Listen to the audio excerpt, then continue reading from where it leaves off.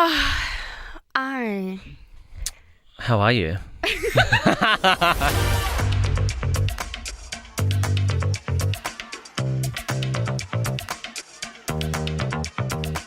Welcome to Not So PG. I'm Brooke and my pronouns are she and her. I'm Matty Mills. My pronouns are he and him. Before we get started, we'd like to acknowledge the custodians of the land in which we record this podcast on. And we're both in studio today, so it's the Gadigal People of the Eora Nation. And if you mob didn't know, the Gadigal People are one of 26 clans of the Eora Nation, and Gadigal actually means people of the grass tree. We love that.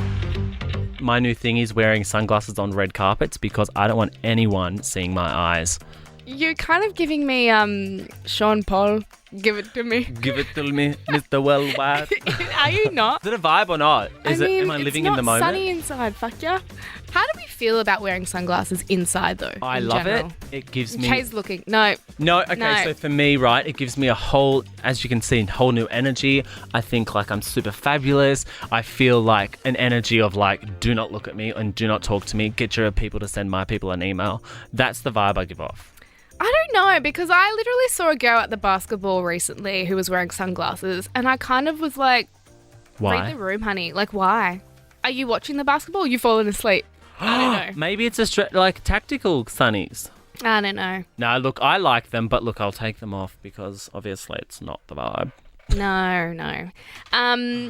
How's your week been? My week's been hectic. Hectic. It actually has been quite great. You met my man. I might have met your man. Yeah.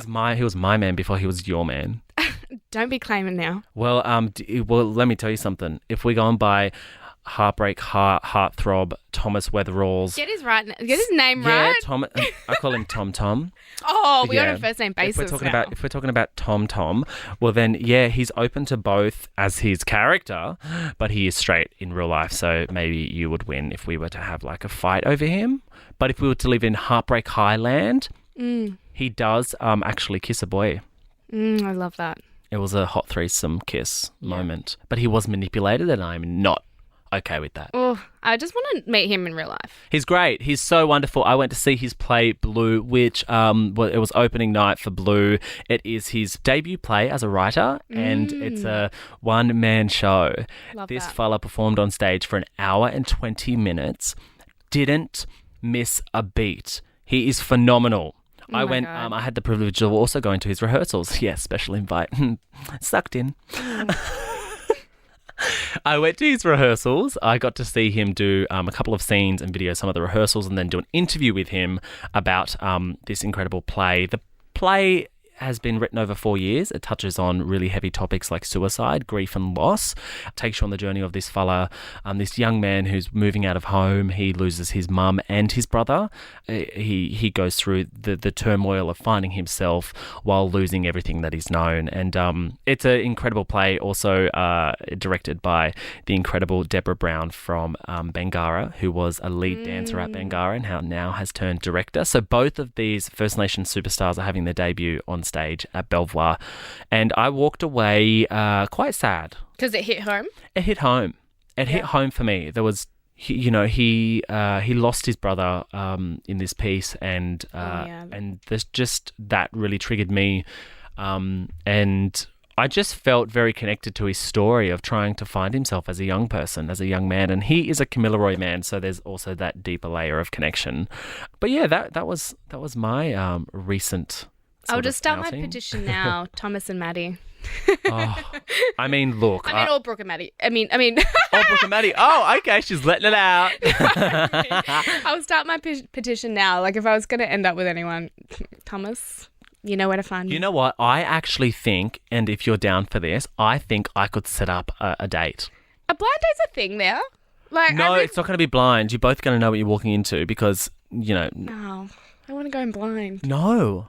You already know him. Yeah, but I just want to know, like, I just want to be surprised, okay? 2023 is about surprises. Do you want me to try and set it up? I'll come back to you next week, and if you haven't set it up, we're not friends. Okay, well, look, I think he's actually very busy during the evening, so maybe it's a morning coffee. I can make that work. Okay, let's see. I'll just check my You've got 4 days in Sydney. Let's see if we can make it happen. I'll text him right now. All right, guys, it's happening.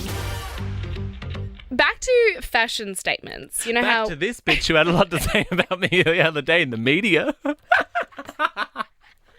That's what I thought you were going to say. Back to this bitch.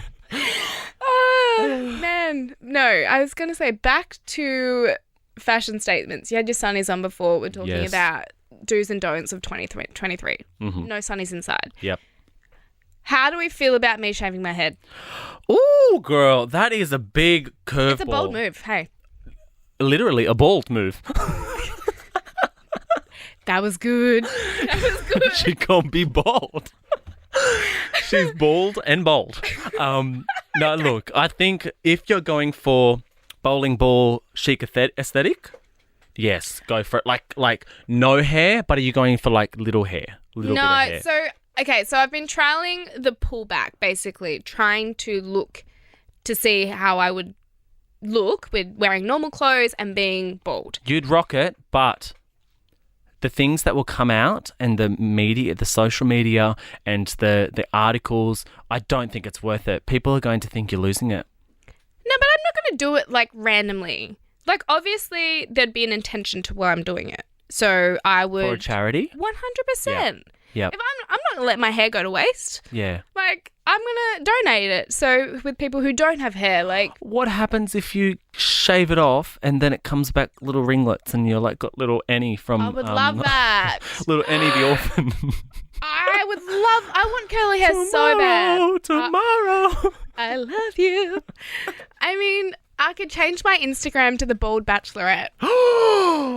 Oh, my life. She's on one. That's an idea. Okay, the next petition that we're starting is, do I shave my hair? Okay, we've got 3 petitions up at the moment. It's a busy day in the office. Okay, can we just talk about the Bachelor finale for a split second? Absolutely. I haven't watched any of it, so you're going to have to give me all the deets. Oh, so I only watched the first episode and I only watched the finale. And the only reason why I watched finale is because I was home by myself and I was watching the Hannah Montana movie and then I quickly was like, actually, I might watch the Bachelor finale because I want to know whether they propose. Yeah. Now, my thoughts from this season, from what I've seen in the small glimpses of social media and obviously just like the promos and everything, is that they've had a full different shift, like the dynamics change, right? So the rose ceremonies don't really exist. They had a full location change. I mean, they full went out for these 3 white guys, but like, how come I didn't get my season in the Gold Coast, bitches? Yeah.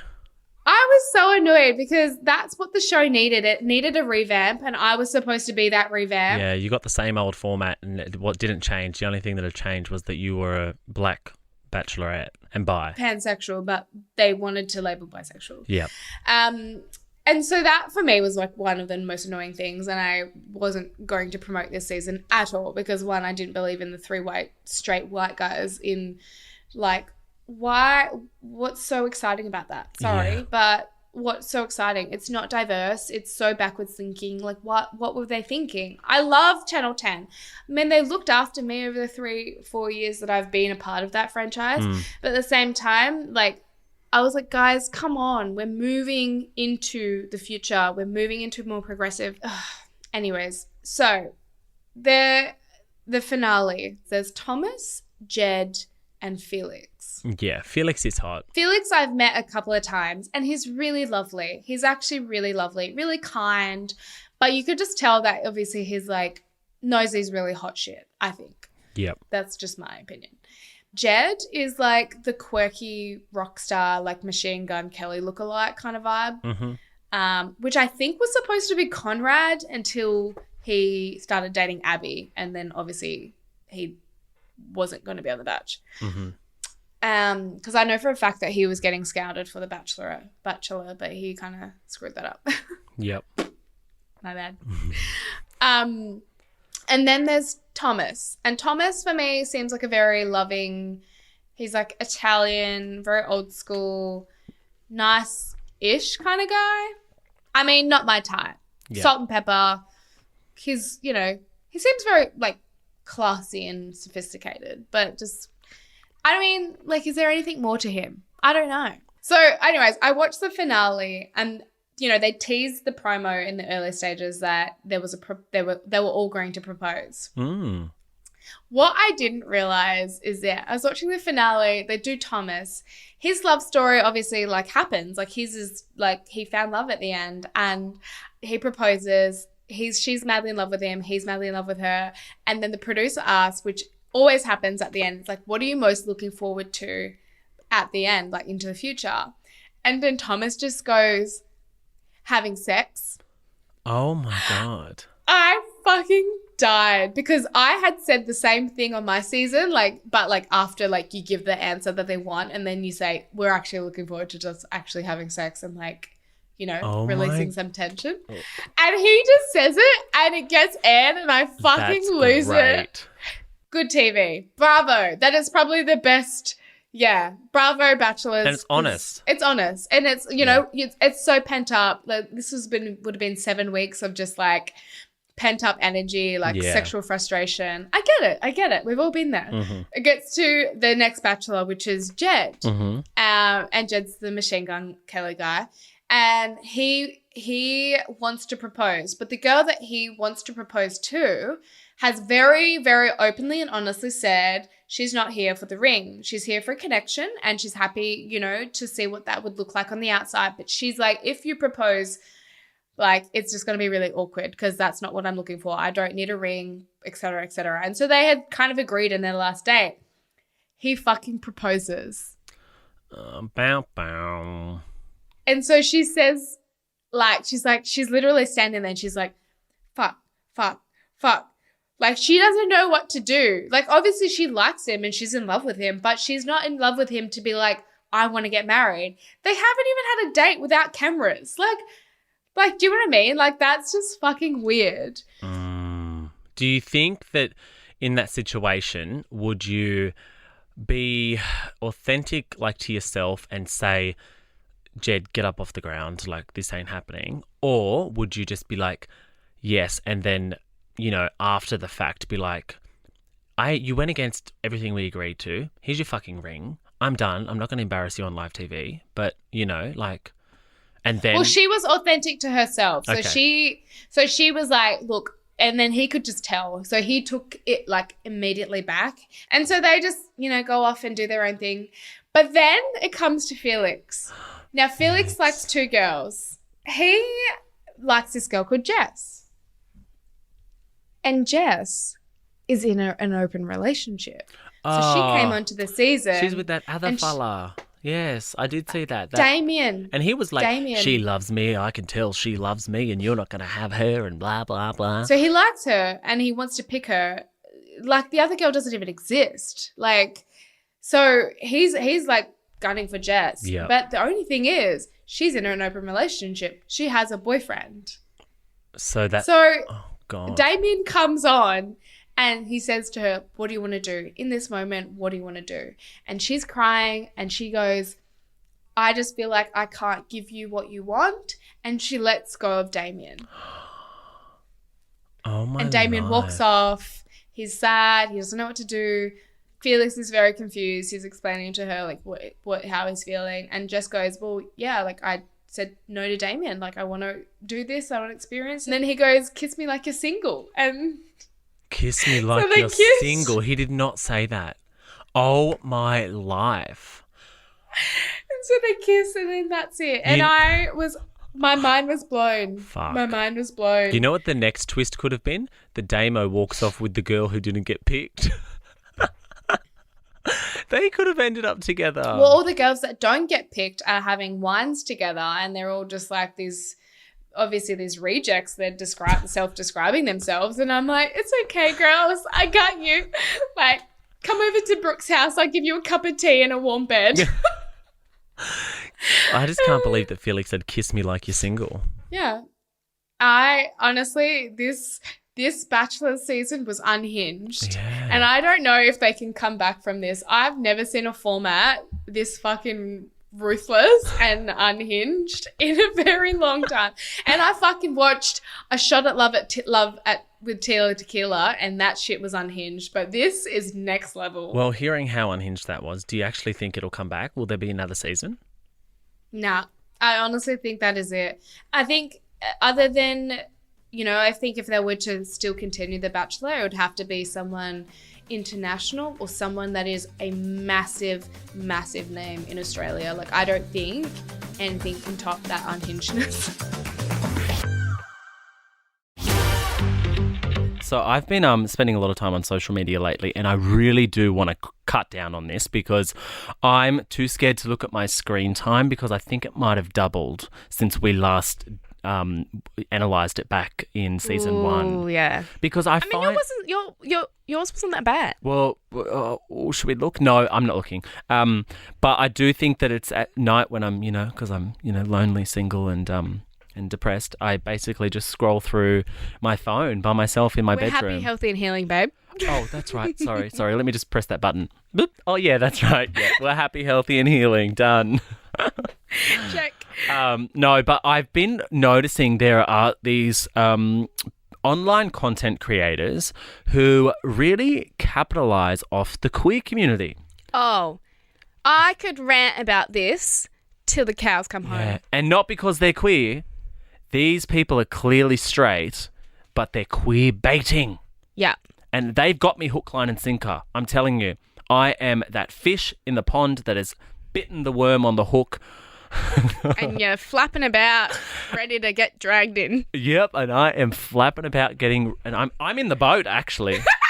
I'm about to be fucking crumbed and eaten. Like, seriously, I definitely feel that I am the bait that there are, that, Yeah. they've got me. They're the bait and I've bitten it. Well, yeah, you are probably the minority. I'm the target audience. Yeah. I'm the target audience. I am the chicks that are questioning whether they're gay or straight because you want to hit them up in the DMs. Yeah, I'm like, is he hot or is he just wear rings? Yeah. Does he just wear rings? Literally.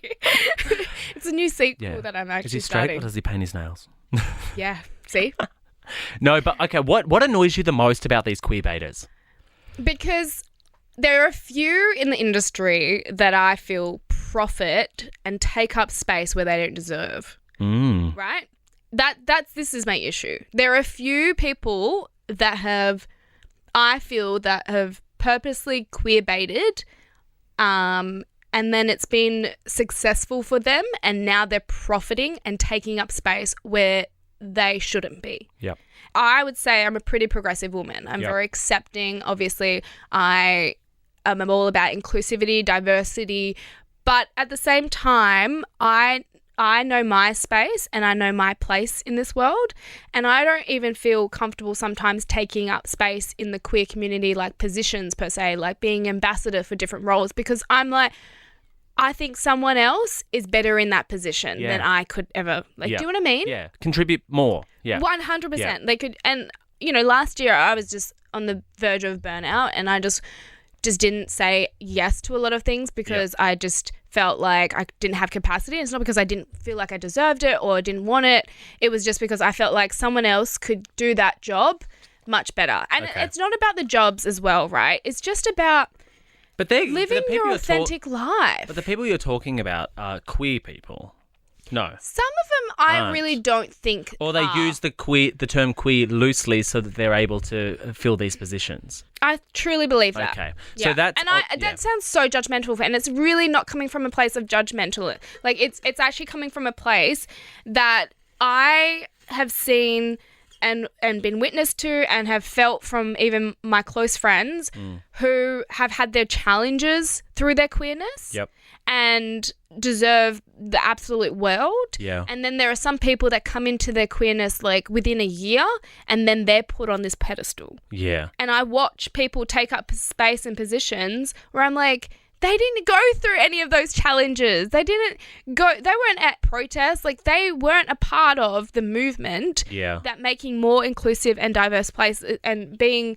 Do you get what I mean? Totally. I think... Yeah, queer baiting is so problematic for me. Well, I think that you're talking about the more serious side to queer baiting, which is the fact that there are people who are using the term queer loosely to be able to benefit from and elevate their own voice. It's a very And egotistical profit, yes. way of being able to use a community for a personal benefit, right? Do you remember the times when queer wasn't cool? Yeah. Do you remember those days? Yeah. Yeah. Remember? Yep. Yep. But what I'm like going back to the creators thing. Okay. I Let's think rewind a little bit. But I think that's a really serious and valid point. It's similar things happening when we look at the community that we're a part of, First Nations community. There's similar things happening there with that. But what I'm talking about are these straight men who get on their phones and their social media, and they create content specifically designed to lure and bait you as a queer person to be able to follow them. Are you talking about OnlyFans, babe? No, not OnlyFans. I'm talking about dance videos. I'm talking about the way that these straight men are doing certain challenges on social media and TikTok that gets the gays hungry for And their excited. content. Yeah. Okay. And it's like they really know the fucking way to wheel us in. But I think we need to be more aware. We need to be hyper vigilant because these people aren't who they say they are, and we want them to be waving that rainbow flag, but they're not going to be at the protest. They're not going to be supporting our community other than luring us in so that they get their follower count and like count up so that they can profit from our community, which they do nothing for. Except for maybe arouse a few of us. But seriously, like they piss me off so much. I'm in a toxic relationship with the queer baiters online because they piss me off. Yet I'm happy to watch. Yeah. You're a full sucker. Yep. You get sucked into that vortex. Oh, but I suck when it is pretty, and most of them are pretty. Yeah. Okay. All right. I love that for you. On that, some would say that Harry Styles is a queer baiter. I think that Harry Styles is genuinely queer, though. And I think that he, yes, I think that there are parts of his aesthetic now that he uses. The way that he dresses. The way that he dresses, the way that he wears his pearls, the way that he wears these flamboyant jumpsuits and does these very eccentric shoots in magazines. That is definitely a strategy. But I also think that Harry Styles is probably very queer, yet my issue here is that he doesn't openly talk about it. But why is there pressure to do that? And who am I to say that he should? So I think he does fit in a little bit of a different ball category for me because ball category, this is really gone south, isn't it? Is that just him? Because when we last season we had a talk about Harry Garside, remember? And how he was breaking down gender norms of clothing. And he was like, if I want to wear a fucking skirt, I'm going to wear a skirt. But he does that specifically for a reason. Yes. And he is openly spoke about his heterosexuality and his expression of how he loves fashion and clothing, etc., etc. And so we kind of know where he stands. Yeah. But with Harry Styles, can he just come out and just say, "Hey, this is who I am. This is how I dress." But is there? Hello, people. Yes, but what I'm saying is us as an audience. Are we putting too much pressure on people to come out? Why do people... Yes, we fucking are. So I came out on national television. I speak from my own experience. Yes, so we then are. why do you ask the question that Harry Styles should come out and say, this is who I am? It's not come out and say, this is my sexuality. Because one for one, I'm definitely not about that. Because I'm like, you know what? Express yourself however you are. Yeah. I don't think... Don't put gender where gender doesn't need to be. Personally, that's one thing. Two, sexuality is a spectrum. Like, we could sit on one side of the spectrum if we want one day, and then the next day, like, fuck me, I sometimes just want to choose to be straight. Yeah. But I can't erase the fact that I'm sexually attracted to women. Yeah. But right now, am I actively dating women or going on, am I going to be like, she's the hottest thing? Right now, I'm just like, nah. You're on the D train. I'm on the D train, and I'm kind of switching, but when I want, I'm just kind of like swaying between both, and it's a spectrum. And I think the hard thing for us, I don't need to explain that. Yeah. I'm just that's just who I am. Yeah, I think the hard thing for us with Harry Styles is a super mega star. He's in that top tier category of bigger stars in the world, and we haven't seen an experience of him with a man. So other than in The Policeman, you know, that movie he did where he made out and played a gay character. Oh yeah, which was super hot. Yes. But we haven't seen, he hasn't allowed us inside that part of his world. But you know what? Does he need to? I don't think he does. I think that it's up to him. And I think that one day, if he, you know, wants to show that part of himself to the world, kudos to, you know, Uncle Harry. I agree. Is queer baiting problematic? Yes or no? Yes. It is problematic because what I want to see... To what degree? So are we saying queer baiting is problematic? If you see queerness as being a trend, it's problematic because you don't understand the struggles and the challenges of the community. And if you're not backing the community in that way, whether it's going to protest, whether it's signing petitions, whether it's inserting yourself in the community in a positive way, or learning about the historical context of the community, you shouldn't be putting yourself out there as queer if you're not. I agree. Amen. Father, Son, and House of Gucci. Okay. I mean, talking about living your authentic life, I feel like I haven't really been doing that more towards last year. Yeah. I mean, I feel like I hadn't been doing that towards last year. Yeah. I was in like a sort of secret relationship. One, because I'm trying to break out of that bachelor mentality of my love life being the focus of topic. I mean, being the literally only thing that I have to offer is my dating and love relationships. You know what I mean? Yeah. Like I do so much and that is always the topic. Like who am I dating? Why, when, who, what the fuck, you know? Yeah. The fuck. The fuck. Why go like this? And doop, the doop. So that's why I kept my relationship secret. It wasn't a secret to my friends and family. Yeah. And it really wasn't a secret in the fact that we were best friends. So Sam and I decided to date the end of last year. Yeah. Yes, he has a name, and normally I wouldn't use any names on the pod, but people are well aware. Our relationship definitely went to a really shitty place in the end there, and we got to a place where both of us were extremely hurt and extremely, like, we lost our own self-worth. I did not think that I was worthy of anything by the end of the relationship. Wow. And then I think when I went on that Uluru trip, something switched. Yes. Yeah.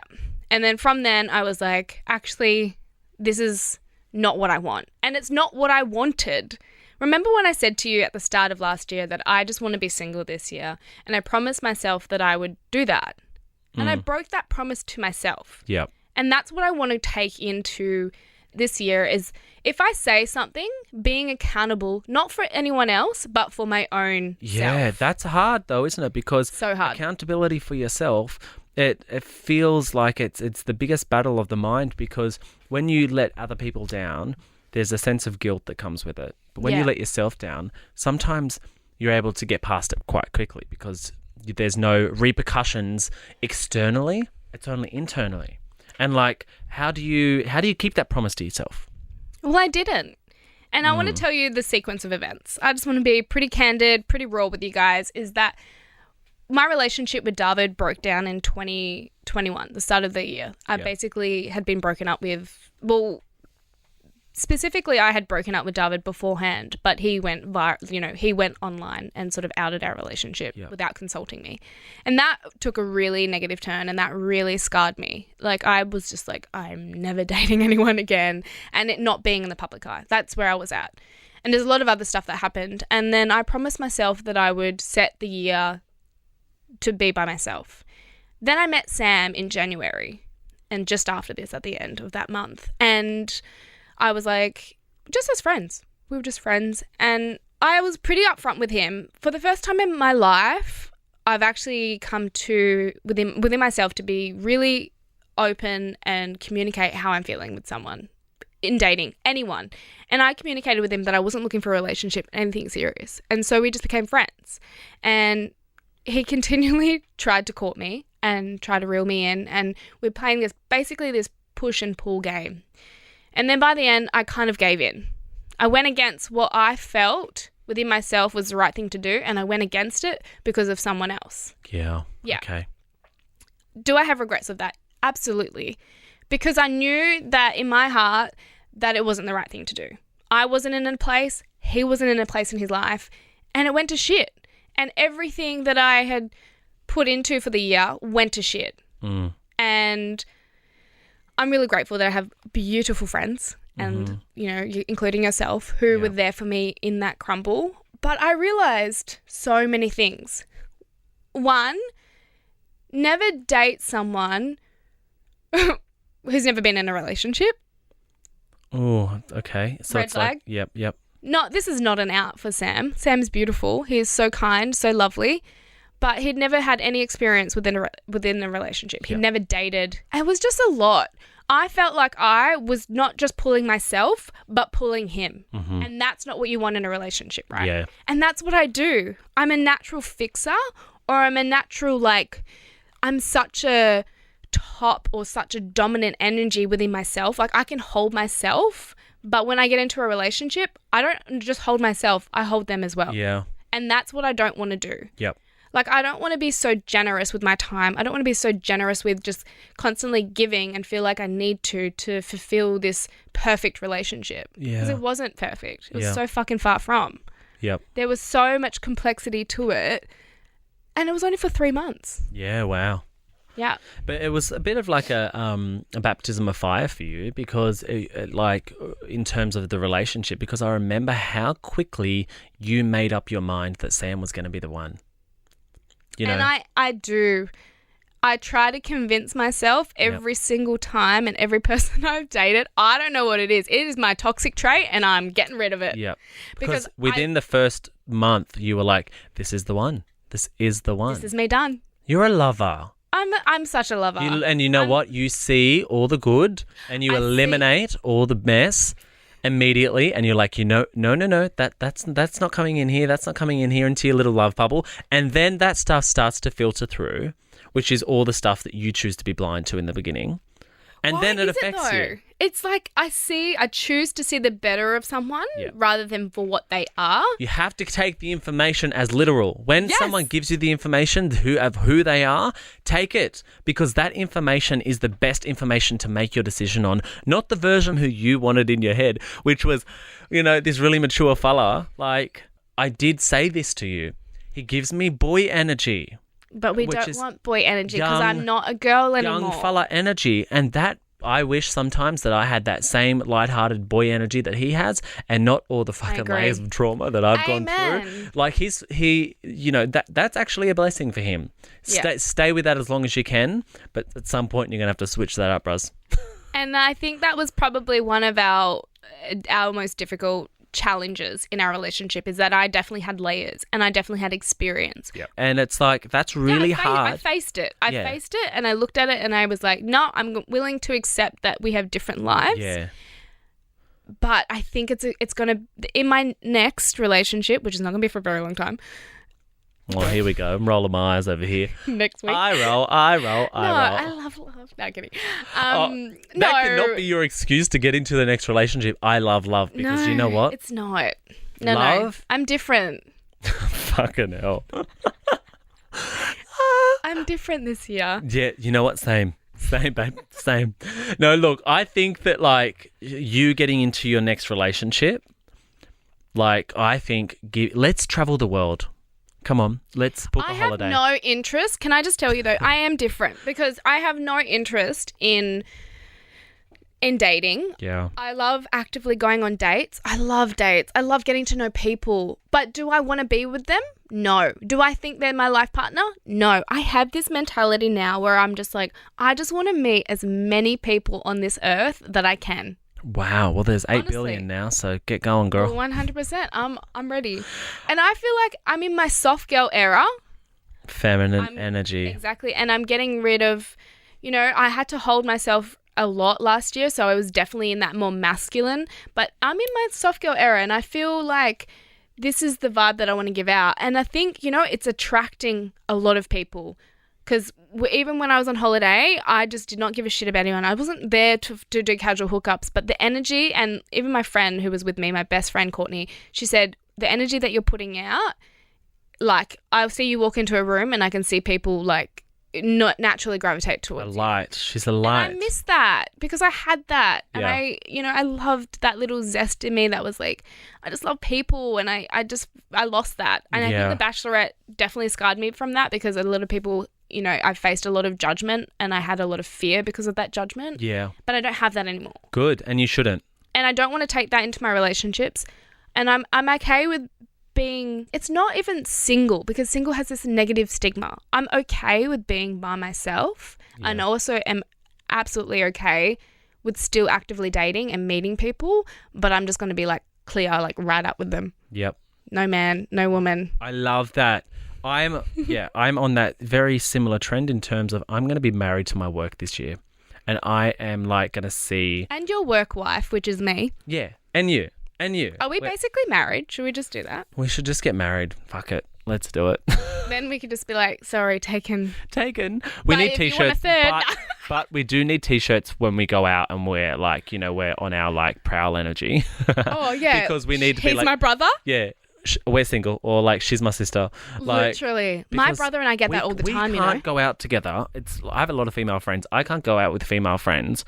And because I was even in Byron Bay and I was with my friend Radawoy, and we were walking down the street and there was this really good looking black fella. He looked at her and then looked at me and then looked to the ground because he thought that I was her partner. Yeah. And all I wanted to say to him was, mate, she thinks you're hot. You think she's hot. Go for it. Yeah. I'm going to be over here getting my ice cream if you guys want to talk. How do you give off those vibes? Like, I know we say I have to wear a act more t-shirt. camp. Yes. Yes, I have to be more gay. And we, as women or whoever, have to be overtly like with our eyes and flirtatious. Yeah. But then if they think we're with our man, which generally is always my brother, Yeah.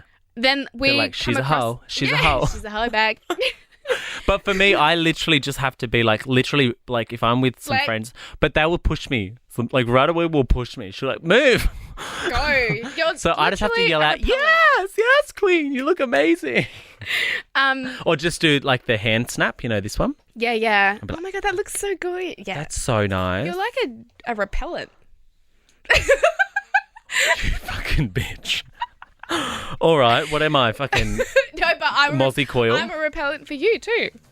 I would never call you a repellent. What am I, Rid? Bushman's? Buzz bitch.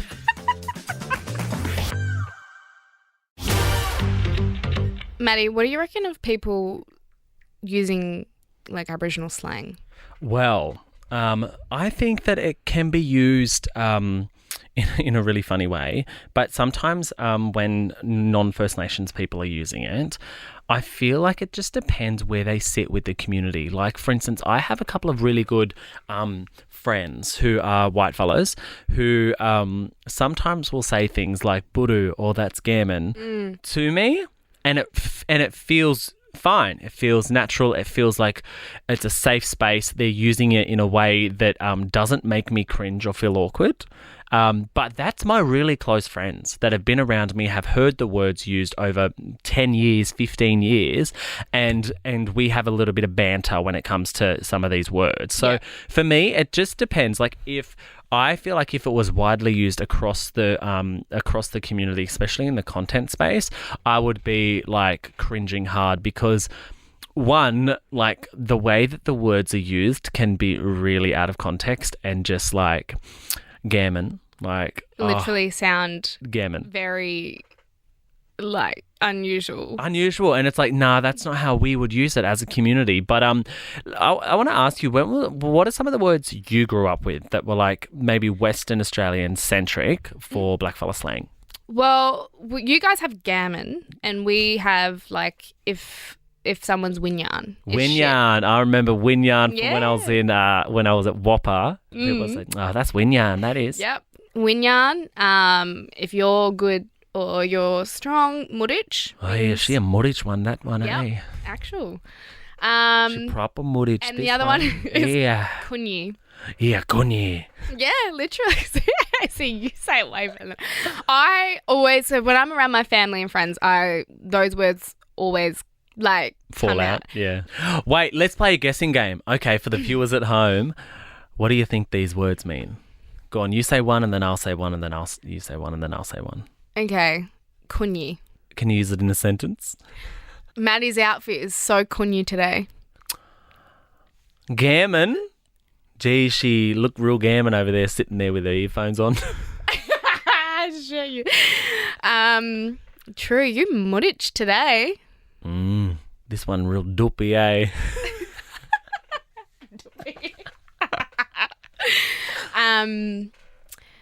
He was Winyan in the bedroom. Ooh, was he? Didn't expect that from him. Naraga. Anyway, that's it for special language class with Brooke and Matty. Come back to our next segment where we discuss buru. Buru. So kunyi means like shit. Like if you're kunyi, you're bad. Shit. Guna means shit. yes. Yep. So like it could mean like terrible or you did a shit. Both. Yep. Yeah. Gammon means, if you say something is gammon, it's not great. It's shit. It's also like probably fake. And Or they're just winyan again. Winyan is like another word that we would say for gammon. It's like they like making up. yeah, Naraga means like not good either. Well, look at us. All the words are not good. All the words mean the same thing, which is that you're shit. Literally, it's another way of saying shit. Nah, doopy. That means like almost like dopey. Yeah. Like gee, you're doopy. Mudich means good. It's the opposite of kunyi. Means good, strong. Yama, hello, welcome. Yeah, Kaya, That's hello, not a welcome. slang word though. That's just language. But that's hello. That's yeah. Yama. Do you have a blackfella wave? Kaya, yeah, we go. Yeah, that's what we do. Like this. Everyone knows this, but Yeah. don't do this one. What's that one? Dong dong. Means you want a mun?